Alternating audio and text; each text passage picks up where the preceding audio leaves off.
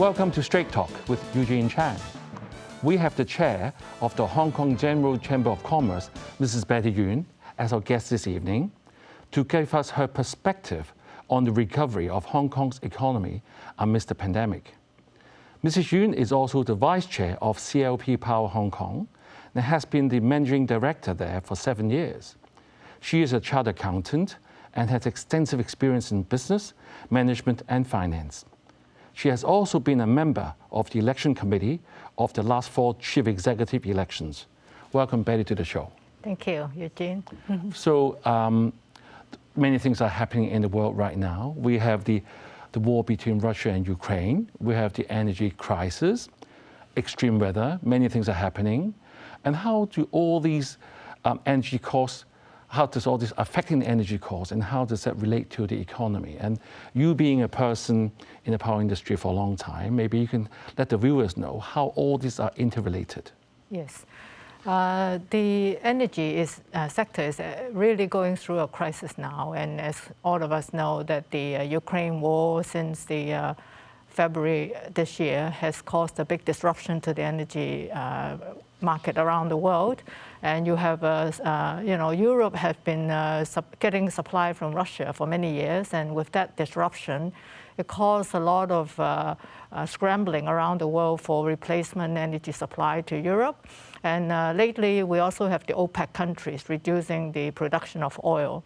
So and at the same time, when many countries are emerging from the pandemic with the higher demand for energy, so both the supply side and the demand side are causing pressure, and that's why you are seeing huge surge in energy prices around the world, and in particular in Europe. Many governments are having difficulties and with all the increased prices, and therefore have to give relief to their citizens. Yeah. Would you say that the Ukraine conflict is the major cause of this energy crisis? I think it's a major cause because of the Russia has been supplying a lot of natural gas to Europe for many years, and with all the sanctions that European countries are not buying from Russia, the replacement energy has to come from other parts of the world. But also because of, I mentioned the higher demand as the world is emerging from the pandemic, is also causing rising demand. Yeah. I mean, just for something that we don't want it to happen, just in case if the war gets worse or gets more widespread, that means this crisis is going to be even more worsened. I think we all hope that it doesn't happen that way, but then this stabilization is actually causing a lot of repositioning. For example, Europe in particular has been trying to displace fossil fuels with cleaner energy, but now you're seeing Germany, they are extending the life of the nuclear power station, and some are also restarting their coal units that have been mothballed.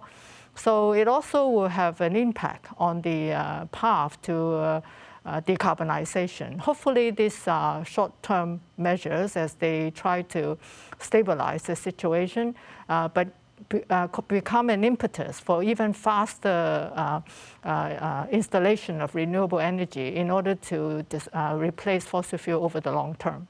But the short term, there are indeed challenges. Yeah. Right, Betty, as we just said, winter's coming for both the UK and Europe, and will this crisis get worse? And if it does get worse, how bad will it be? I mean, we know that we hear stories about in UK, a lot of the energy cost has increased a lot. Right. So how bad will it be?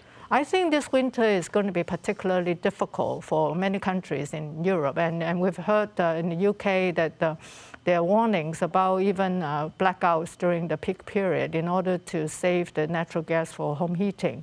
So I think it's going to be a very rough winter, in particular for Europe. But for the rest of the world, we are also, because energy markets are, they're interconnected around the world. They're not isolated. And all the prices for coal or natural gas around the world have risen significantly.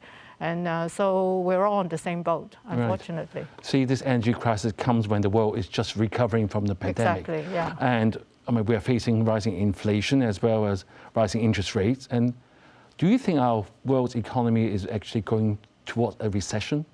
I think that is the scenario that many big economies are looking at, and with the commodity prices surging, higher interest rates as a result of major economies trying to stop the easing, financial easing.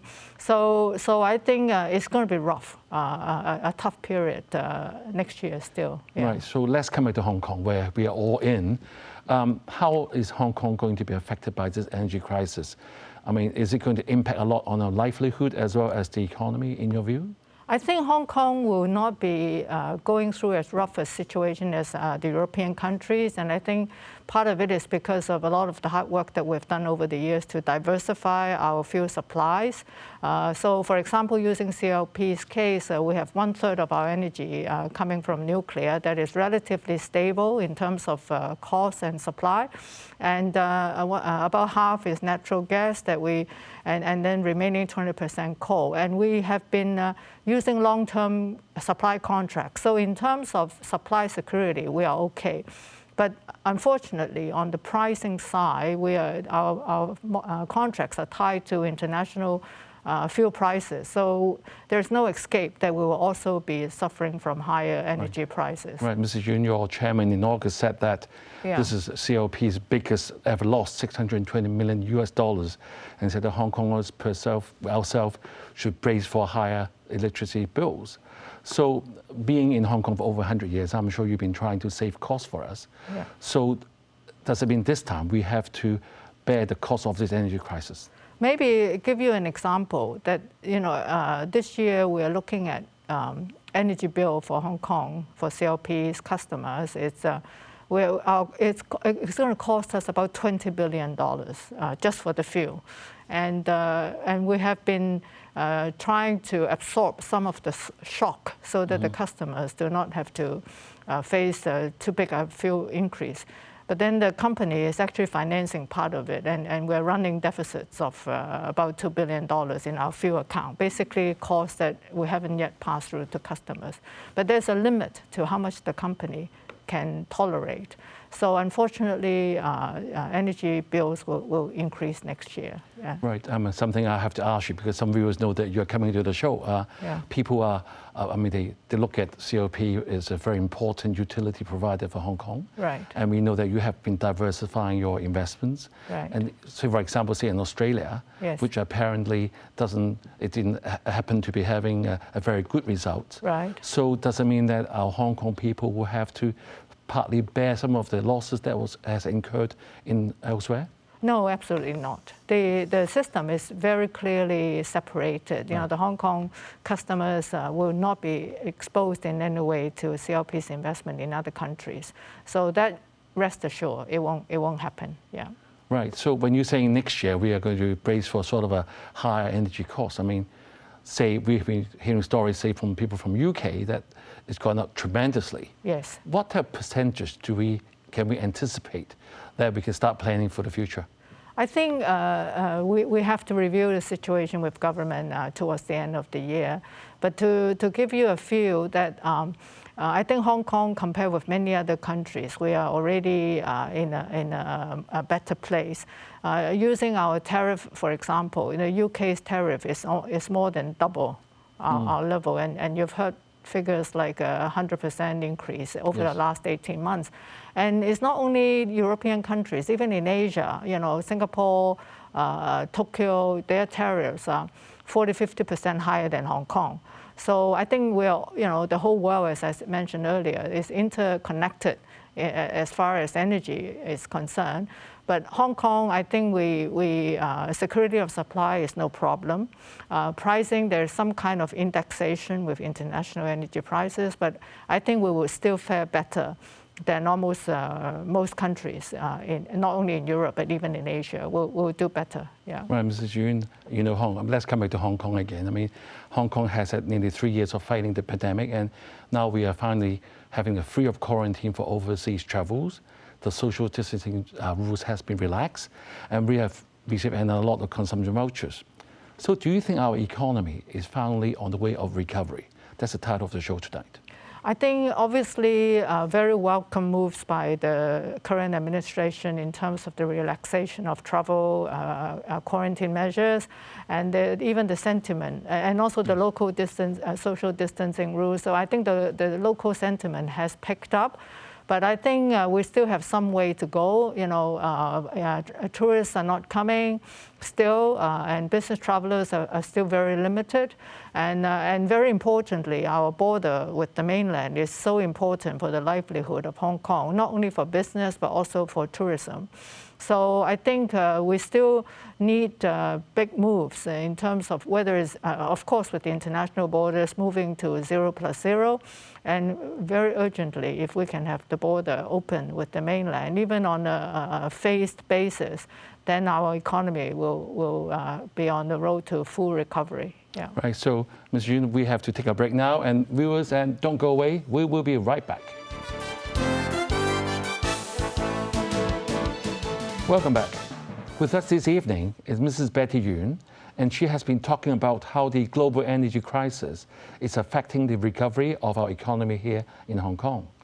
So, Betty, in the first half, you have explained to us how all these energy factors are interrelated to the economy, how it has been affecting, and Hong Kong is not alone, but we are very fortunate that we are not the hardest hit compared to many cities.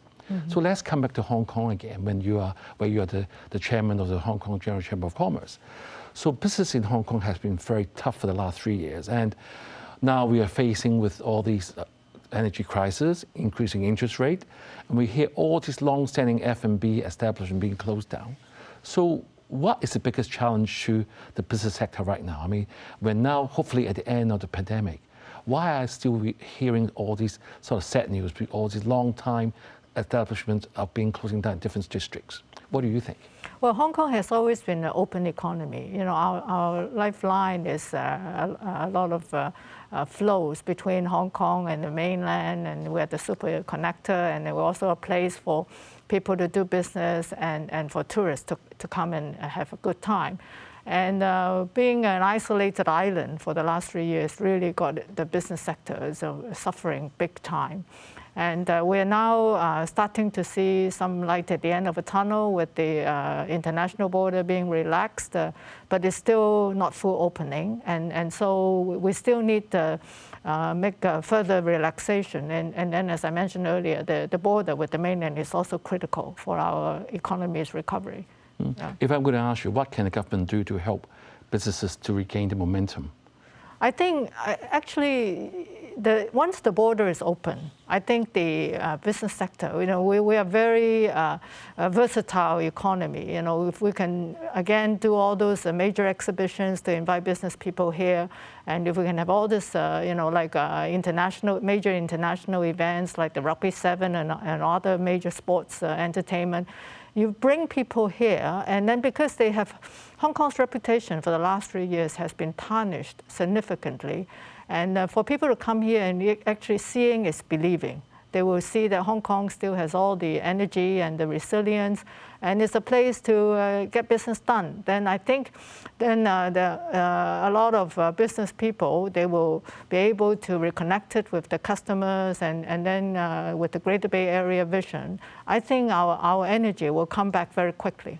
Right, Betty, you mentioned earlier that we know that although the relaxation of the quarantine measures for overseas travel, we have seen more people going out than people coming in, because it allows, many of our friends are actually now going overseas. If you give them a call, you will know.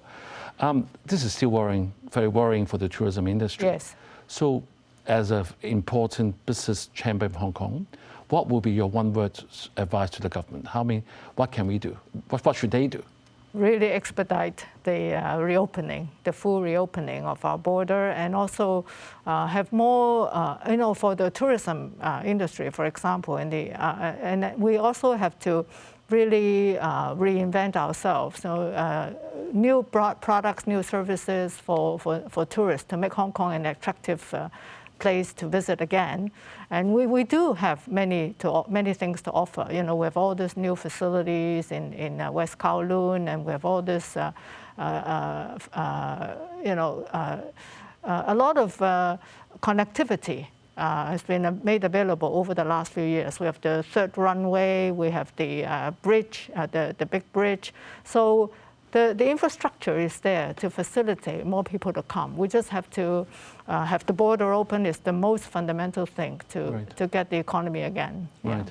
Betty, the reason why I asked is categorically what the government should do is because we know that a lot of the government administration do watch our show and hopefully they hear our voice. And I must congratulate the government as well, because I was with one of the Caucasian veterinary surgeon over the weekend. He said to me that many of his customers are considering even coming back because of the relaxation. Yes. So that's a good way forward. Yes. So you mentioned also just now that let people see it for themselves. Yes. I mean, there has been so much misconceptions. Exactly. And we must try to make that happen again. Yes. So rather than just asking the government, what shall the business community, like the Chamber of Commerce that you're leading, how shall we work together with the government and make this even more effective? I think, as I said, once the border is open, and Hong Kong has always been very strong in doing exhibitions and bring business people here, and then if we can have synergies with the Greater Bay Area, you know, like innovation and technology is an important area. That if I know discussions are ongoing about having Hong Kong being a data interconnector. You know, if we can share data, you know, biotech is a growth area definitely. And also the finance sector, of course. Hong Kong is an international financial center. If we can expand our product offerings, our service offering, make Hong Kong even more the international, the offshore RMB center and better wealth management center. I think there's a lot going on for our industries in Hong Kong. And our competitive strength, say versus Singapore, is because we have mainland as our big supporter, and with the big market and the big area for growth and synergies. Yeah. Right. And I've also read in news that there have been rumors, hopefully that will become a reality in a couple of weeks' time when Mr. John Lee delivers his first policy address, that there have been talks of giving away even airline tickets for people to come. Yeah. Do you think initiatives like that will be something that we should really push? I think would be very helpful. You know, if we reopen Hong Kong, and as I said, we have to bring people here. Seeing is believing, and then those air tickets that the airport authority had purchased a couple of years ago would be a very good way to expedite and provide the incentives for people to come. Yeah. Right. Another thing that I found when I was preparing your interview with you is that you realize our Hong Kong dollar is pegged to the US dollar. Right. The US dollar is very strong against other major currencies. So that makes Hong Kong not as attractive as a tourist destination. Yes. Will you be worried because of that? I think a strong US dollar, you know, with our peg, some competitiveness will be affected. But the peg is so important for the stability of Hong Kong. So I think definitely it's something we should continue to maintain. And as I said, cost is only one factor for tourists to consider. You know, our attraction also lies in new services and products that we can offer to customers. Yes. Yeah. So Betty, when we go forward, I'm sure we all wanted to have a positive outlook for Hong Kong. Of course. But recently, your CEO, Mr. George Leung, has described our city is facing a very critical situation with 30% of the large enterprises either having moved out of Hong Kong or are considering to doing so, and about 10% has already pulled out for good. Yes. He went on to say that faced with the local academic restrictions, external economic environment, and then the possibility of war, Hong Kong has no chance to deploy in improving the current economy. So definitely not a very good outlook. So what can we do then? I think the near-term outlook, we do have challenges, as we just discussed. But medium to long term, I'm still very optimistic about the prospect of Hong Kong, because our fundamentals are still strong, with mainland as our, at our backyard and our key supporter. And there's there are many areas, as I mentioned, innovation and technology, the green finance, and all these sectors. I think energy transition, we discussed about energy situation earlier. There are challenges, but at the same time, there are opportunities that if we can capitalize on these opportunities, I think Hong Kong will find a way to reinvent ourselves. Of course, a lot has happened over the last 3 years, and the geopolitics tensions, the energy crisis, the inflation. It will not be business as usual. We have to find a new way of doing things, but I think our fundamentals are still very strong. Right, Betty, George also went on to say that Singapore is now really an equal rival to Hong Kong. Yes. But Hong Kong has more disadvantages due to our COVID policies. But yes, our government has to balance between to protect the vulnerable groups in the community, which we all agree, yes, and also against the interests of the business sectors. You being a representative of the business sector, what will you say to the government? How can they balance this very fine line of protecting the vulnerable and the businesses in Hong Kong? I think the vulnerable sectors we all, of course, have to protect. But then when we say it's the business sector, it's not really just the business sector, it's the whole economy is being affected. If we are continuing to have all this poor economic situation, and the employment is also significantly hampered. So I think we are in this together. And I think it's very important that the vaccination has to be a big push again for those who are still reluctant to do, and also the balance on how the hospital systems will not be overwhelmed. And I think there are ways that we can do to really enable the economy to reopen again. Right, Betty, before the end of the show, I'm going to ask you one direct question. We know that we had this term brain drain many years ago in 1997, yes, and it looks like we're going to have that recently because exit of companies, of both locals and some expats not returning. Yes. So firstly, do you think our government is aware of this? And secondly, if they're going to attract talents from coming back, which particular area do you think we are most short on? I think government is definitely aware of this, and I understand that they are working on this, hopefully with big initiatives coming from the policy address shortly. I think in many areas we have talent brain drain, and it is true. It's almost across the board, whether it's in the finance field, in the innovation and technology field, which we always are short of talents, and even in our engineering field. So I think today, a lot of the policies are rather piecemeal. Okay. We need a holistic approach. Mrs. Yuen, thank you very much for sharing with us your years of experience and thoughts on how the energy crisis is affecting us here, as well as your suggestions for the government on how to lead Hong Kong out of this critical period in our economy. We look forward to the CE's upcoming policy address, and have a good week ahead, and good night.